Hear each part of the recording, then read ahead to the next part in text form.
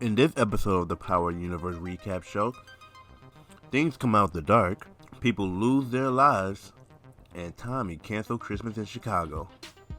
Find out more on this episode of the Power Universe Recap Show. Yeah! Hey guys, Carl Miller here, and this is your weekly Power Universe Recap Show where we get to recap last night's episode of Power, look at some funny memes, and give out theories of what we think is going to happen next. So we had the season finale of Power Book 2, Ghost, and the season premiere of Power Book 4, Force. We're going to get to some spoilers, so just be prepared for that. You know, it's just a recap show. If you're watching a recap show before you watch the show, what are you doing? One of the first things that happened in this episode, Monet decides Kane should kill his father. Power got a real daddy issue thing going on here. You know, we got Tariq killing his daddy and Kanan shooting his daddy, and now, you know, Kane being told he got to kill his father. I'm just like, what is with the daddy issues in the world of Power? But that's besides the point. Dante gives Zeke the car and gives him the ultimatum whether he wants to leave with them or stay behind when there's nothing left for him. Monet get everybody, including Tariq, Lorenzo, Drew, and Diana, to trust her and to lie to Kane so Kane could kill his father. Tariq tells Monet that Dante is a federal informant. Tariq agrees to help Monet only if he gets his $2 million from Mecca before Monet kills him so he can get out the game and go with his sister and look for his mom. Braden testified at Tariq's trial on Reek's behalf since Trace is sick, quote-unquote. He ended up taking the weight of course correct and selling drugs at Stanfield and the original school, Choate. Tariq's charges are dismissed, and Sax found out that Lauren is dead from Jenny, and we learned that it was in an automobile accident. Tariq realized Dan and Drew stole his weight. Zeke is still suspicious that his mom may have murdered his college advisor / girlfriend. You know, he still don't believe that she committed suicide. Councilman Tate is pretty much on his way down to becoming getting his seat on Congress. Yeah, it's pretty much a setup for the spinoff. You know, Tariq's get warrant to stop Yaz's adoption and get the custody back to him. But once he found out Lauren is dead, he decides that maybe it's time for her to go back to mom. He gets to see his mom with her again, but he's not allowed to talk to them because they're stuck in witness protection and he's not. Sax ended up telling Tariq that Dante Spears is the reason why Angela even came to the Eastern District, and if it wasn't for him, there may not have been an Angela and James. Detective reinforced Zeke's theory that his mom may have done something to Carrie, but Zeke just doesn't say anything. He hold it down for his mama. Tariq looks like he been doing some target practicing because he was just been shooting people when they went to attack Mecca's people. Kane was about to shoot his dad, but then Tariq was like, "Come on, bro, it's a prank, bro, it's a prank, stop." You know, because Kane is just a shooter without a brain. Drew is still letting Everett distract him, and of course, Kane had to save his brother before it was too late. Turns out Dante is a CI for Agent Blanca Rodriguez at the DEA. He called her to let her know that his cover may have been compromised.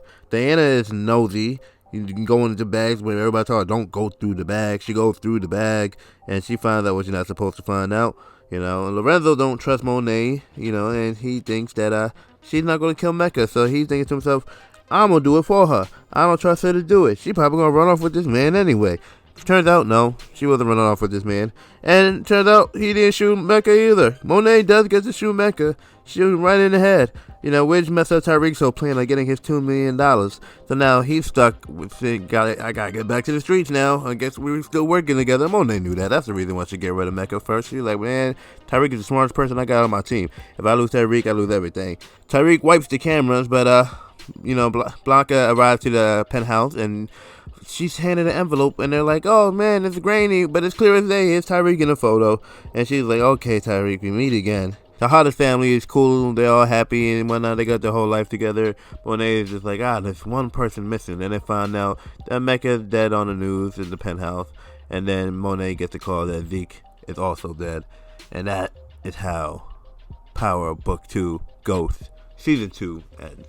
Now, I had a feeling certain things was going to end the way it did. You know, I knew Yaz had to go back to Tasha. There was just no way that was just going to end with her going into adoption. I just didn't see that happening. You know, that just wouldn't make any sense for the characters. And, you know, I'm kind of confused why Tariq is still hanging out. And I guess he's just like, I need my daddy's money, so I'm going to stay in Stanfield so I can graduate and get my dad's money, so I can't go to witness sec yet. I just don't know what's his goal. Is his goal to go to witness protection too, or is he just going to hustle enough so they're rich enough so they don't have to be in witness protection. I'm not sure. I just remember he was supposed to keep Zeke in school. Well, he was supposed to help Zeke pass so he could stay in school. But now Zeke is dead. And I haven't seen anybody go to class in a minute. His teacher is dead too, so who's going to pass him? So it's like, what's going on academic-wise? You know what I mean?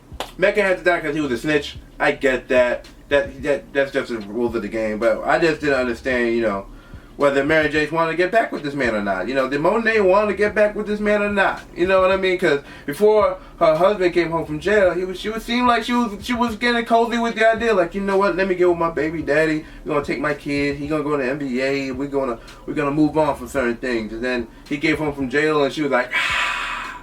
You know, she started sounding like Don Toretto in Fast and Furious. Just family, So it's like, ah. Okay, so. You had to change your heart. When did the change your heart happen? You know, when he shot at you? I don't know. Now, my predictions for the next season, I have no clue where things are gonna go. You know, I'm pretty sure Everett and Jamal Lyon, what is this boy? Drew is gonna they're gonna have their storyline continue, of course. You know, Lorenzo's going to have to answer for what happened to Zeke if he even opens up his mouth about it. I know that's going to be a conversation. You know, Monet's whole past life is gone. The baby daddy gone. Well, the original baby daddy gone. Her original baby gone. So it's, you know, I wonder what's going to happen with Monet. Is she going to break? Is she going to go cuckoo crazy? Or is it just going to be just business as usual? You know, Tariq is definitely going to be back in court because, you know, they claimed they found a grainy photo, but that shit looked clear as day. I don't know about no grainy, but, you know, hey, you got to start the story somehow, right? You can definitely see Tate is building up for his spinoff, which we already did with their last Power series, but I'm just like, come on, let's get to the influence side, because I'm really curious about what happens on his side of the world of power and the political world of power. I'm very, very curious about that, you know.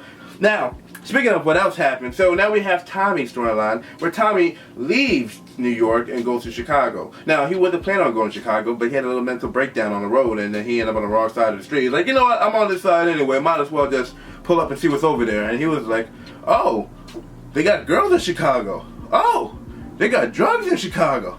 Oh, they got gangsters in Chicago. And these gangsters, they ain't gangsters. What is this? This your first time? Poppycock. And, you know, now he's like, you know what?